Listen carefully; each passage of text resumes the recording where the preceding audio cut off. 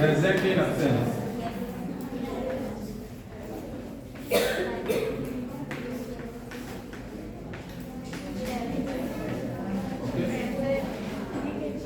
Okay. So today we will learn about our new poem, that is Present in Absence, written by John Donne. Okay. So John Donne's poetry has a specific quality of abrupt opening.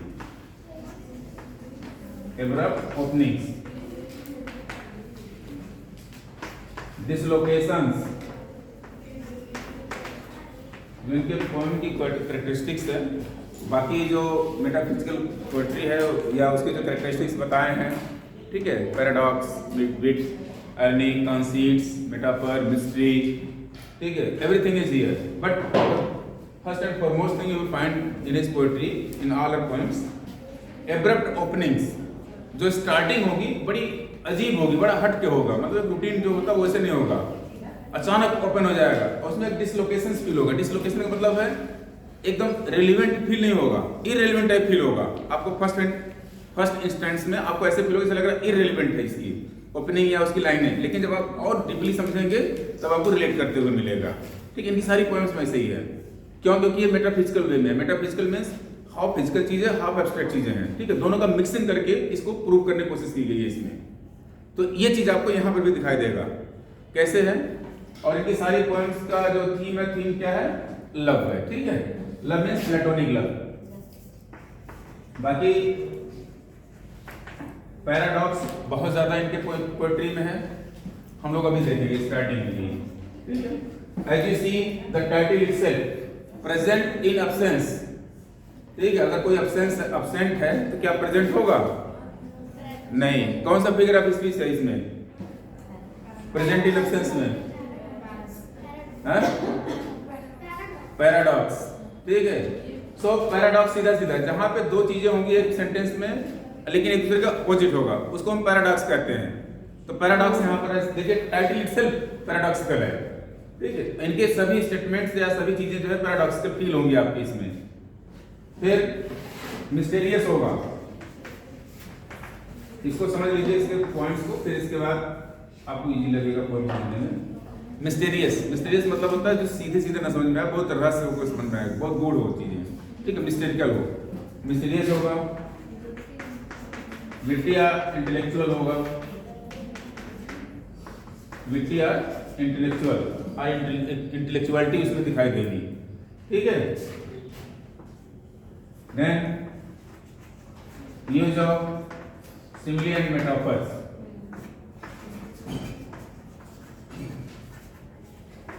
और जो सबसे important चीज है इसमें, कि सारी poetry में personification बहुत ज्यादा मिलता है।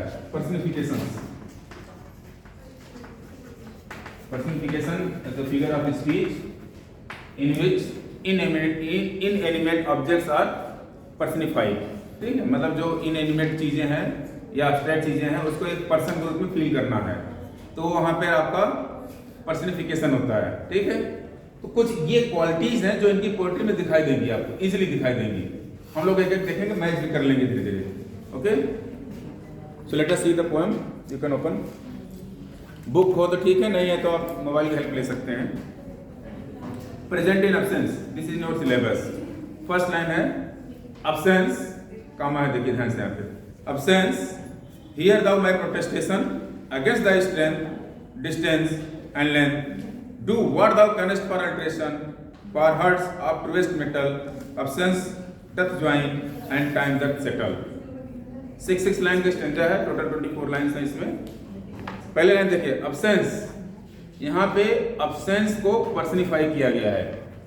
ठीक है, जो अब्सेंस है ये पर्सनिफाइड है।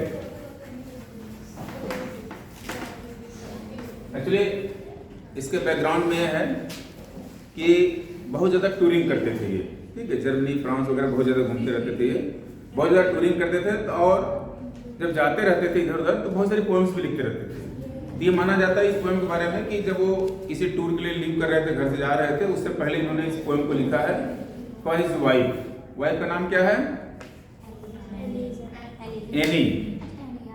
एनी, ठीक है, एलिजाबेथ उनकी माँ का नाम है, ठीक है। एनी पूरा नाम एनी हेवुड है, जॉन हेवुड के साथ डॉटर थी या रिलेटिव थी, ठीक है। एनी हेवुड है, मोर, एनी मोर हेवुड होना चाहिए, हाँ हेवुड है, जॉन हेवुड की बेटी थी शायद, ठीक है। चलो जो भी है, इन्होंने अपनी वाइफ ने लिखा है। अब यहाँ पे देखो, जब कोई व्यक्ति, दो चीजों का ध्यान देना है यहाँ पे, अब्सेंस है और प्रेजेंट। प्रेजेंट या प्रेजेंस एक ही बात है, यहाँ पे समझिएगा, दोनों का मीनिंग एक ही है, ठीक है। प्रेजेंस मतलब है जो वो टुगेदर है, ठीक है, being at one place are together, yes yes yes, ठीक है। और यहाँ पे जो अब्सेंस है ये किस चीज को सिंबलाइज करता है, when they are staying apart, ठीक है।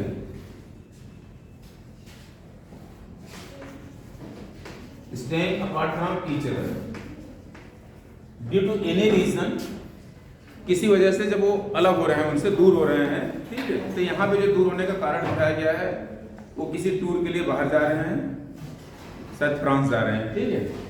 और उस समय उनके मन में जो थॉट्स आ रहे हैं, उसी के थॉट्स के ऊपर एक पोएम लिखी गई है। तो अब्सेंस और प्रेजेंस दो चीजें हैं। अब्सेंस क्या है, दोनों को एक साथ न होना, ठीक है। अब्सेंस को यहाँ पे पर्सनिफाई किया गया है, और प्रेजेंट का मतलब है यहाँ पे कि ये दोनों को एक साथ होना, ठीक है। अब यहाँ पे जो उनकी बिलविड है, बिलविड मतलब वैसे तो वाइफ नहीं है यहाँ पे, लेकिन यहाँ पर नाम नहीं दिया गया पोएम में, तो मान के चलिए कि वाइफ को उन्होंने डेडिकेट किया होगा। बिलविड, इसको बिलविड पढ़ते हैं, ठीक है, बिलविड नॉट बिलव, हाँ बिलविड, ये पढ़ने में गलती करते हैं लोग, BELOVED, बिलविड नॉट बिलव। बिलव्ड पढ़ेंगे तो बी अलग हो जाएगा, लव अलग हो जाएगा स्पेलिंग, ठीक है। सो जो उनकी बिलविड है उसके लिए पोएम डेडिकेट किया है। अब पोएम को देखिएगा, लाइन को कह रहा है, absence hear thou my protestation against the strength. जो अब्सेंस है मतलब जो दूरी हो रही है, यानी एक दूसरे से जो दूर हो रहे हैं, तो इमेजिन करिए कि जब कोई व्यक्ति दूर हो रहा है तो उसके मन में जो थॉट्स आ रहा है कि अब हम दूर हो रहे हैं तो क्या होगा, तो वो जो अब्सेंस है वहां पे, उस अब्सेंस को पर्सनिफाई करके उसको कह रहे हैं, क्या कह रहे हैं कि अब्सेंस हियर यानी सुनो, thou my protestation against the strength, ठीक है, कि hear thou, thou means you, my protestation means मेरे प्रोटेस्ट को या मेरे मन के अंदर जो थॉट्स है उसको, अगेंस्ट द स्ट्रेंथ तुम्हारी चाहे जितनी शक्ति हो, कि अब्सेंस, अगर सोचे एक आदमी अब्सेंस दोनों का अपार्ट कर रहा है, तो उसको कह रहा है कि तुम्हारे चाहे जितनी शक्ति हो तुम सारे जोर लगा लो, लेकिन हम दोनों को अलग नहीं कर सकते। आगे लिख रहा है, do what thou canst for alteration, canst means can, do what thou, thou means you, do what thou canst for alteration. Alteration मतलब love between them, platonic, we are talking about platonic love or true love or spiritual love between the speaker and his so you can say wife or beloved, okay। so यहाँ पे कह रहे हैं कि absence को, कि तुम हमारे प्रोटेस्टेशन को देख लो या हमारे स्ट्रेंथ को देख लो, तुम्हारे पास जितना शक्ति है, जितना जोर लगाना लगा लो, ठीक है, लेकिन you cannot alter our love or you cannot change। जो लव है उसमें क्या अल्टरेशन आता है, अल्टरेशन ये होता है कि या तो डीके होने लगेगा, दोनों के बीच का जो स्ट्रेंथ है, बॉन्डिंग है, जो कम होने लगेगी, या दोनों अपार्ट हो जाएंगे, दूर दूर हो जाएंगे, अलग अलग हो जाएंगे एकदम सदा के लिए। तो इसको कह रहा है कि do what thou canst for alteration, for means यहाँ पे बिकॉज, ठीक है, फॉर मीन्स यहाँ पे बिकॉज है, for hearts of truest metal absence doth join. कह रहा है कि जो हर्ट्स हैं, हर्ट्स हैविंग ट्रू लव और spiritual love, they join together, means absence में और ज्यादा ज्वाइन होते हैं, न कि अलग होते हैं। एंड टाइम दैट सेटल, और जो कि जब अलग हो गए, मतलब फिजिकली अलग हो गए, लेकिन थोड़े दिन बाद या थोड़े समय के बाद वो फिर से एक दूसरे जब मिलेंगे तो फिर से सेटल हो जाएंगे। तो ये अब्सेंस को कह रहा है कि जब वो अलग होते हैं तो इस दौरान या इस बीच में, means in the meanwhile their love increases not decreases, with time and distance. मतलब जो टाइम है या डिस्टेंस है, टाइम का मतलब है दूर हो गए, समय हो गया, और डिस्टेंस मतलब being apart from each other.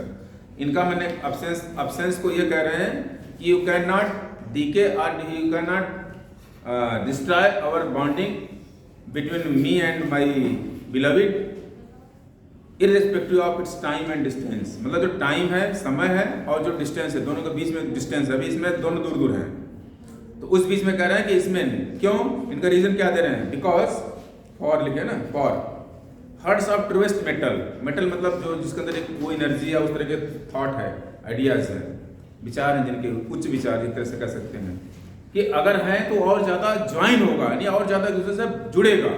Means they are bonding between him, between the speaker and his beloved will increase with time and distance, not it will decrease.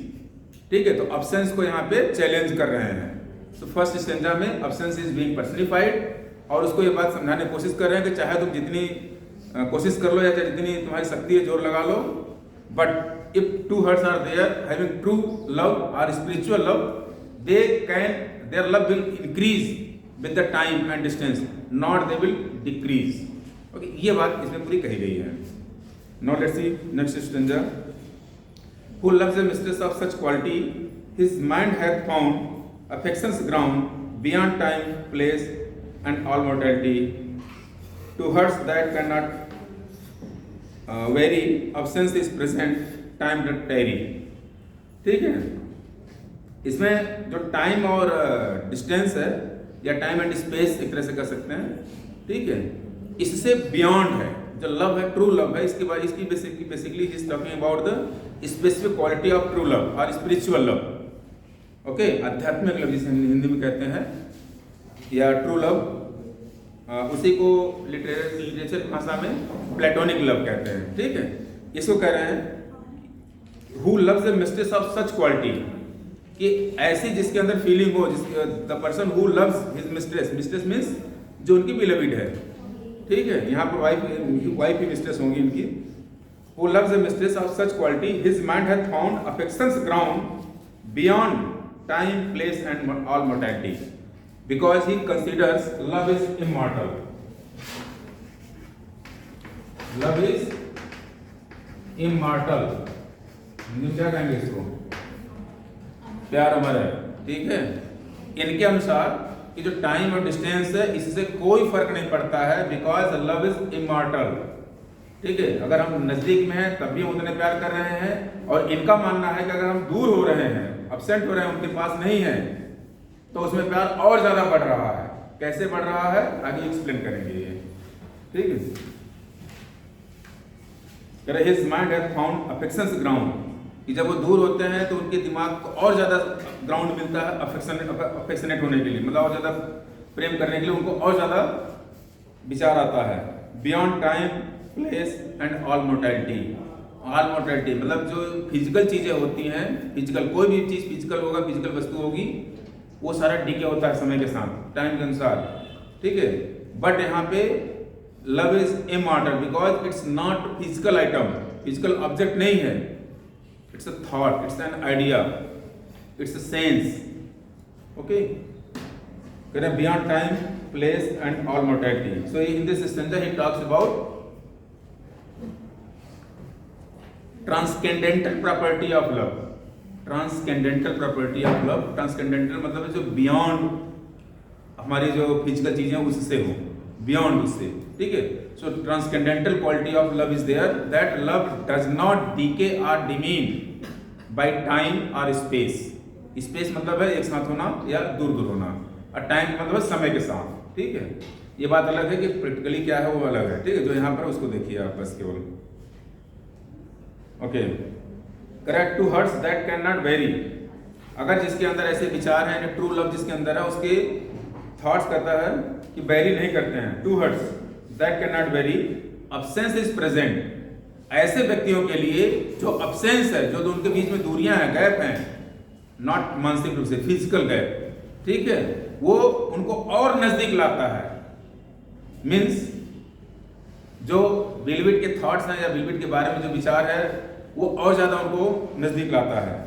Time that टेरी, ठीक है, हाँ, इनका मानना है कि टाइम थोड़ा बहुत डिले कर सकता है वो विचार लाने में। जैसे कोई चीज़ इजीली प्रेजेंट है तो आपके थॉट जल्दी आ सकते हैं, थोड़ा सा अगर दूर है तो थोड़ा हो सकता है देर से आए या कम आए, ठीक है। और जो भी आएगा धीरे धीरे समय के साथ फिर वो यूनाइट होकर तो फिर और मिल जाएगा। तो कुल मिला जुला करके इसमें यह कहा जा रहा है कि जो लव है it has a transcendental property, it is immortal and it increases with distance and time, ठीक है। मतलब जो लव है इसका कोई फर्क नहीं पड़ता है इस पे, और जो उनके बीच में बॉन्डिंग है वो हमेशा इंक्रीज ही करता है। अब आगे देखिए क्या कह रहे हैं। My senses want their outward motion, my senses want their outward motion which now within reason doth win, redoubled by her secret notion, like rich men that take pleasure in hiding more than handling treasure। यहाँ पे जो love है इसको कह रहे हैं कि love is an hidden item. जो लव है एक हिडन ऑब्जेक्ट है, it is not for flaunting और फॉर शो ऑफ, ठीक है। जो ट्रू लव है it is not for show off और फ्लॉन्टिंग, मतलब एकदम केवल चिल्लाइए या बताइए या लोगों के सामने बोलिए तभी माना जाएगा कि हाँ you are loving to your lovey lovey, okay. तो यहाँ पे इनके अनुसार love is an hidden object, और ये वैसे ही है जैसे कि like rich man take pleasure in hiding more than handling treasure. जैसे रिच व्यक्ति होता है अपने पैसे, अपने रिचेस को, अपने धन को हैंडल करने के बजाय उसको छुपा कर रखने में ज़्यादा प्लेजर फील करता है, वैसे ही two hearts have true love they feel pleasure in hiding their own love, ठीक है। देयर लव, जो उनका लव है उसको छुपाने में उनको ज़्यादा खुशी मिलती है। वैसे ही जैसे कि एक धनी व्यक्ति या जिसके पास धन ज़्यादा है उस धन का उपयोग करने के बजाय उसको छुपा कर रखने में ज़्यादा खुशी प्राप्त करता है, ठीक है। तो यहाँ पे लव को कंपेयर किया गया है किससे? ट्रेजर से, ठीक है। ट्रेजर क्या रिच मैन से कंपेयर किया गया है। सो लव इज यहाँ पे एक हिडन ऑब्जेक्ट के रूप में लिया गया है यहाँ पे कि true love should not be displayed, okay. True love is always to be held in hearts. True love का मतलब यहाँ पे प्लेटोनिक लव के बारे में बात कर रहे हैं, ठीक है। हाँ, यहाँ पे लिखा है कि it is रीडबल्ड bye her secret notion. Notion का मतलब है यहाँ पे थॉट्स या उसके बारे में सोचने पर विचार, ठीक है। ये रीडबल हो जाता है और ज़्यादा बढ़ जाता है, यानी जब आप अपसेंट होते हैं तो अपने बिलीविड के बारे में और ज़्यादा सोचते हैं। जब आप ज़्यादा सोचते हैं तो आपके बीच की जो बॉन्डिंग है या जो प्यार है वो और ज़्यादा बढ़ जाता है, डबल हो जाता है। लेकिन ये कह रहे हैं कि उसको छुपा के ही रखना, अपने मन में ही रखना है। You will not display publicly, okay. Last stanza देखिए। By absence this good means I gain that I can catch her, where none can watch her. In some close corner of my brain, there I embrace and kiss her, and so enjoy her, and none miss her. Okay. By absence, this good means I gain. इनका मानना है कि जो absence है ये उनके लिए और ज़्यादा फायदेमंद का सौदा है या और ज़्यादा फायदेमंद है, means it is more profitable to him. Gain के रूप में काम कर रहा है। कह रहा by absence this good means I gain that I can catch her। कह रहा है कि मैं उसको कैच कर सकता हूँ, मतलब कैच मीन्स पकड़ने से, फिजिकल पकड़ने से नहीं है, उसको महसूस करने से है, ठीक है। फीलिंग्स की बात कर रहे हैं यहाँ पे। That I can catch her where, कहाँ पे कैच करना है? Where none can watch her. Watch मतलब है यहाँ पे डिस्टर्ब करने से है, ठीक है। डिस्टर्ब करने कि अपने मन में उसको महसूस कर सकते हैं जहाँ पे दूसरा कोई उसको डिस्टर्ब नहीं कर सकता है। करो where none can watch her in some close corner of my brain, मतलब अपने दिमाग और अपने हर्ट्स के क्लोज कॉर्नर में उसको फील या महसूस कर सकते हैं जहाँ पे दूसरा कोई इसको वॉच नहीं कर सकता और ना ही उसको डिस्टर्ब कर सकता है। There I embrace and kiss her and so enjoy her and none miss her. Miss means यहाँ पे डिस्टर्ब करने से है। कह रहा there I embrace and kiss हर, ठीक है। किस मतलब है यहाँ पे फिजिकलिटी के लिए नहीं है, फिजिकल चीज़ों के लिए नहीं है, ठीक है। एम्ब्रास करने के लिए है, महसूस करने के लिए, फीलिंग्स की बात कर रहे हैं यहाँ पे। There I embrace and kiss her and so enjoy her and none miss her, ठीक है। कह रहे हैं इस तरीके से हम उसके प्रेजेंस को महसूस करते हैं, एम्ब्रास करते हैं और उससे हम उसे एंजॉय करते हैं। और सबसे अच्छी बात कि नन मिस हर, कि उसको कोई डिस्टर्ब नहीं कर रहा है, यानी जो उनके मन में थॉट्स आ रहे हैं उस थॉट्स को ये फील करके एंजॉय कर रहे हैं और उसमें कोई डिस्टर्ब नहीं कर रहा है। सो इस तरीके से जो अब्सेंस है उनके बिलीविड के लिए एक प्रेजेंस के रूप में वहां पे प्रूव किया गया है। That's why title is present in absence, though it seems very paradoxical but through poem he has proved this one.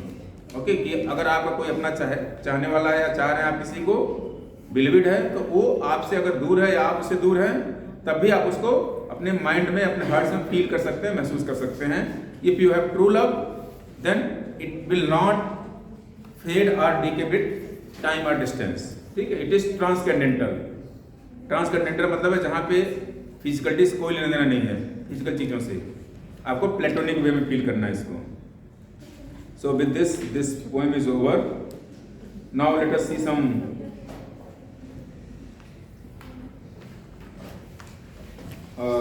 poetic styles and other things in this one. Okay, so you find all these things here. First is abrupt openings. जो opening है abrupt मतलब है कि बेतरतीब, ठीक है। Abrupt opening है यहाँ पे। डिसलोकेशन मतलब एक्चुअल में लिटरेचर में डिसलोकेशन हालांकि कई चीज़ों में यूज़ किया जाता है, बट यहाँ पे जो पोएम में यूज़ किया गया है इसलिए डिसलोकेशन उसको यूज़ किया जाता है जब आप कहीं माइग्रेट कर जाते हैं, आइदर फोर्स्ड और वॉलंटरली, ठीक है, तो उसको डिसलोकेशन कहा जाता है कि you feel a sense of belongingness to your own place और प्रीवियस प्लेस, तो यू आर बीइंग डिसलोकेटेड। इसको साइकोलॉजी के अनुसार देखा जाता है कि जो आपके माइंड की स्ट्रक्चर है पहले से ही वो किसी वजह से डिस्टर्ब हो जाए। मान लीजिए आप अच्छा सा क्लास कर रहे हैं, किसी वजह से जिसमें आपकी गलती कम हो और आपको ज़्यादा डांट दिया जाए, मतलब जितनी गलती उससे ज़्यादा आपको मतलब डांट दिया जाए तो आपका माइंड फिर डिस्टर्ब हो जाएगा, ठीक है, तो मेंटली डिसलोकेट हो जाता है आदमी। तो यहाँ पे इनकी जो पोएम्स है उसमें आपको ऐसी कई चीज़ें मिलेगी जो बेतरतीब फील होगी, तो एक you feel a sense of dislocations, आपको बड़ा अजीब सा फील होगा। हालांकि बाद में धीरे जब आप समझेंगे, इसलिए कहा जाता है कि इनकी जो पोएट्री है इंटेलेक्चुअल लोगों के लिए, इंटेलेक्चुअलिटी है इसमें, ठीक है। तो ये चीज़ है यहाँ पे पैराडॉक्सिकल है, ये चीज़ मिली आपको, कई जगह पैराडॉक्सिकल है। एक लाइन आता है ना कि हर अब्सेंस इज प्रेजेंट, ठीक है, तो उसका जो अब्सेंस है उसके लिए प्रेजेंट के रूप में काम कर रहा है। तो पैराडॉक्स इज देयर। मिस्टीरियस है, मिस्टीरियस है जो चीज़ें सीधे सीधे ना समझ में आए उसको थोड़ा सा गूढ़ तरीके से समझना पड़ता है, उसको मिस्टीरियस कहते हैं। विट्टी है, सिमिली वगैरह का प्रयोग है इसमें, मेटाफर्स हैं, देयर पर्सनिफिकेशन है, अब्सेंस इज बीइंग पर्सनिफाइड, ठीक है। इसके अलावा कुछ अगर हो तो बता दीजिए।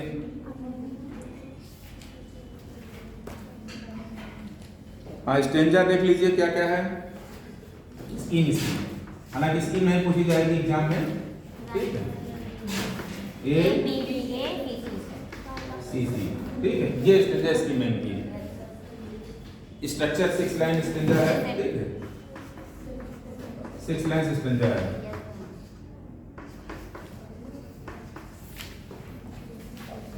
इससे जो क्वेश्चन पूछा जाएगा वो अब्सेंस के बारे में पूछा जाएगा कि अब्सेंस क्या सिग्निफाई करता है, ठीक है। अब्सेंस सिग्निफाई कर रहा है स्टेइंग अपार्ट और being away from each other physically, ठीक है, ये फिजिकल अवे को या फिजिकल डिस्टेंस को शो कर रहा है अब्सेंस। प्रेजेंस बीइंग टुगेदर, ठीक है, तो टुगेदरनेस को शो करता है। Then absence is being personified, मान लो पहली लाइन आ गई आपके एग्जाम में, अब्सेंस कमा है, इसके बाद क्या है, हाँ, here thou my प्रोटेस्टेशन।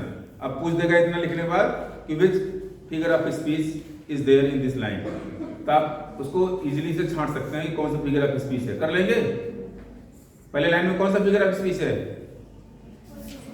Absence, hear thou my protestation, personification, personification है, क्लियर, ठीक है। देन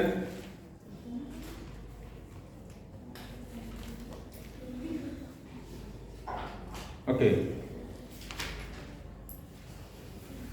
बाकी अगर एनालिसिस करना होगा आपको पोएम का तो कर सकते हैं ना। एक विजुअल इमेजरी दे रहा है इसमें। विजुअल इमेजरी मतलब आप जब इसको पोएम को पढ़िए तो लगता है कि आपके सामने इमेज क्रिएट हो रहा है, बिलीविड का और उसके स्पीकर का, यानी जो राइटर है उसका, ठीक है। और इसमें लव को इमॉर्टल और ट्रांसकेंडेंटल दिखाया गया है। ठीक है, ट्रांसकेंडेंटल मतलब होता है जो फिजिकल चीज़ों से अवे हो। ठीक है, फिजिकल चीज़ें का कोई प्रभाव ना पड़े, उसमें टाइम में कोई प्रभाव ना पड़े, वो क्वालिटीज होती है ट्रांसकेंडेंटल, मतलब बियॉन्ड जिसको हम कहते हैं, परे हिंदी में कहते हैं। ठीक है, with this poem is over.